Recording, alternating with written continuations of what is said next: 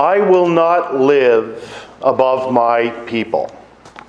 Very strong words spoken by Pikangikum's chief and council. These are refreshing words of leadership given all the bad press we hear about First Nations these days. I want to thank Grace Anglican for your commitment to Pikangikum. By the way, can everybody say Pikangikum? Perfect. In not only both the prayers and awareness that you have brought to the issues of this Northern Ontario community, but also in the generous donations you have and are providing our project of providing clothing, running water, and sewage systems to its most neediest, and thereby bringing dignity back to their lives. For those that don't know, Pikangikum, an Ojibwe community and a former Hudson's Bay trading post, is situated on the Barron River in Ontario, which flows into Lake Winnipeg and ultimately to Hudson's Bay. It is about a 22-hour drive from here, and as many I tell, it's shorter to Florida than to Pikangikum. But it is to a place that feels at times like an underdeveloped country. What makes this Christian community of 3,000 of particular note is that between 2001 and 2012, 70 community members committed suicide. 714 attempted it. Compared to the rest of Ontario, Pikangikum's suicide rate is 40 times higher. A string of youth suicides between 2006 and 2008 led to an inquiry and report from the Chief Coroner's Office of Ontario. Many outsiders have labeled Pikangikum as being in a state of perpetual mourning. In 2011, shortly after the release of the report, several of us who have worked with First Nations in the past were asked by the coroner to assist as volunteers in determining root cause. And that's where my journey began as part of the Pinkangikum Working Group. As background, Pikangikum has an average of 8 people crowded into small homes, usually 3 to 4 generations in each home. Currently, only 60 of the 400 homes have running water. Most water being collected in blue bottles from only 8 standpipes, which this is what they collect them in, rusty, and so you can imagine collecting in minus 40 degrees for your home. And most of that collection done by the children. Most homes do not have bathrooms. In fact, what you find when you go there is open pit toilets situated in the front and backyards. Burial plots for their deceased are seen in the front yards. In many cases, these plots providing sad reminders of those who took their lives. The food, 95% of the households are on social assistance, yet the food is 2 to 4 times the cost that we would pay down here. And I did a quick price check yesterday at the local Walmart, and the price of diapers, for instance, is 4 times the price we would pay here in Markham. 600 students are enrolled in their K-12 school, with another 200 not attending. School dropouts significantly increased after the school burned down in 2007, with classes moving to these portables. And you can imagine walking in deep snow and minus 40 degrees between classes. And finally, though it is a dry community, alcohol bootlegging exists, with many, particularly the young, turning to gas sniffing. And in fact, you see signs like this all throughout the community as a reminder of staying away from alcohol, particularly the pregnant women, as well as drugs. You'll also see cars like this parked right up beside the houses to prevent kids from getting access to the gas caps, because that's where they would steal the gas from. So, not a picture any of us could imagine in our own backyard of Ontario. but it does exist. A picture of such despair that has led many there to take their own lives to escape it. Just look at the continuing press coverage of Attawapiskat or those communities in Manitoba as well. So in 2012, as part of the working group, we paid our first visit of many to the community and determined that the first order of business agreed to by the chief and council was to find solutions to providing running water and sewage systems to the neediest and their children.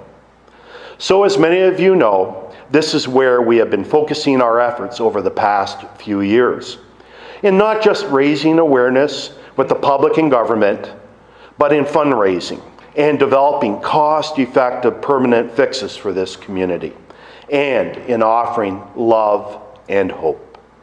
Pikangikum is not looking for handouts. They're looking for a hand up. So my message of despair and sadness now is slowly evolving into one of good news and hope. Finally, good news in seeing the direct results of the first 10 homes of running water and sewage systems that we installed over a year ago.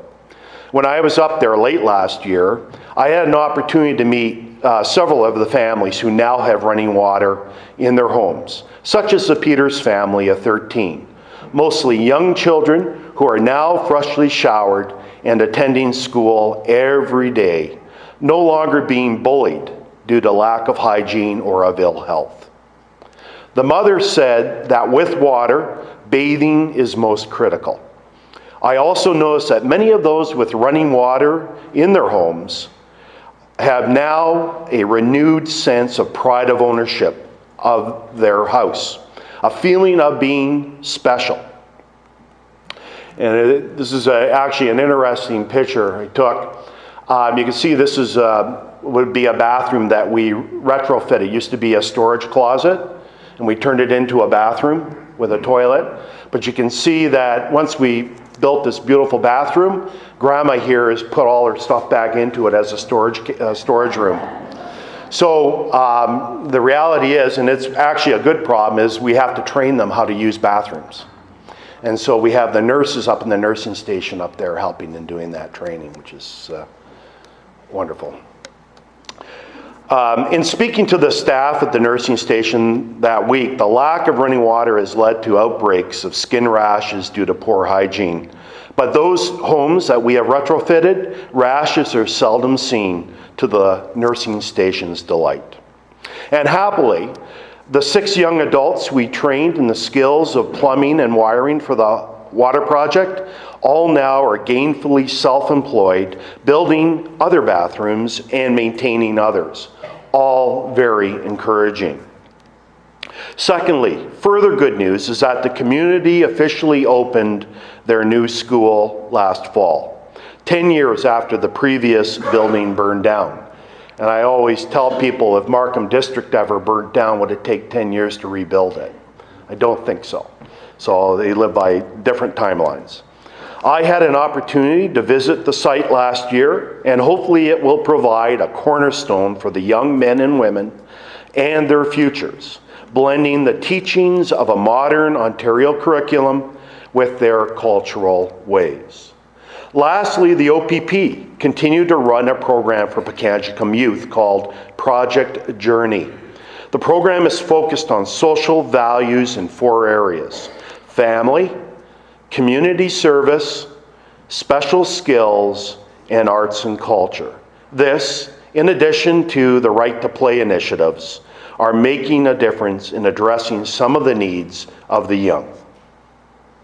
So progress is being made on several fronts, but much more to do. Our priorities for 2017, agreed with Chief and Council last month, remain on 3 fronts. Continue our water sewage retrofits, commence a youth forestry program, and develop a food sovereignty co-op. Let me share our plans briefly with you for these 3 areas. Water sewage retrofits. Given the success of the first 10 homes, We have now finalized our plan for the next installations, again focused on the most neediest of families, disabled, elderly, those on dialysis. And I've got to tell you, many homes are on dialysis up there due to their lack of nutrition in their food. And in fact, many disabled are having to have been amputated because of diabetes. So those are the people that are having to fetch that water in the wintertime. So we're focused on those homes as well. Great news is that with continued contributions from private donors, we have started to retrofit another 10 homes, partnering with Habitat for Humanity for this next phase. And these flatbeds here are trucks that we dispatched last January out of Winnipeg. And these are the new materials for the next homes. And we had to get it across the ice road before it melted, which happened about a month ago. This will also include training a further 7 high school graduates who I met, you see here, in plumbing, electrical, and construction, and both male and female. We also received some promising news from the federal government last year. They have agreed to match private donations to our water initiative, which will allow us to double this next phase to 20 homes instead of 10. I hope this is just the beginning of a longer-term partnership with government to improve the living conditions of the community. Now, I understand Jane Philpott's going to be here. I visited her several times about Pikangikum and was very supportive in the work that we've been doing there. As an aside, the community is also on unreliable diesel generation, which is at its limits. And each one of our homes needs energy for a pump, and which stopped us from expanding. However, with the generous donation of CP Rail, they shipped a 500 kilowatt diesel generator from Calgary to Pikangikum, which we're going to connect to their grid this summer. This is in addition to what Sylvania has donated 4,000 LED light bulbs that use only a tenth the power of a regular light bulb to give us additional energy for the pumps for the water systems. Medium term, the federal government has confirmed that Pikangikum has agreed to be a member of the power consortium to get them on the Ontario grid by 2019. Secondly, the youth forestry program. There is a continuing need for developing youth programs to keep a growing younger generation engaged, busy, and employed. We have received approval from Chief and Council to start this forestry project, which includes providing Pikangikum with a portable sawmill, which you can see here, and training for 10 to 15 of their young men and women to operate and convert their trees into housing-grade lumber, as well as proper harvesting of their forest. We will help them develop the requisite life skills as well as the business planning behind this program. And thirdly, the Food Sovereignty Co-op. This project, to begin this year, will provide Pikangikum with the ability to have control over the source, quality, price, and use of healthy foods by membership in a cooperative, such as the Ontario Food Terminal. Food production from gardens, fishing, aquaculture, and hunting, as well as education and training on how to prepare and consume healthy foods. We met with women counselors last year who are closest to the food issues, and they will be helping us develop and gain support of this project.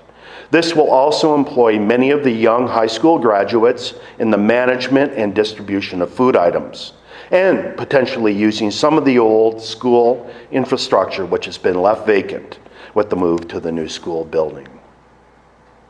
So 2017, like 2016, will be a busy year, and with your continuing prayers and support, we are truly making a difference in Pikangikum, as well as in building a model for use in other needy First Nations communities across Canada.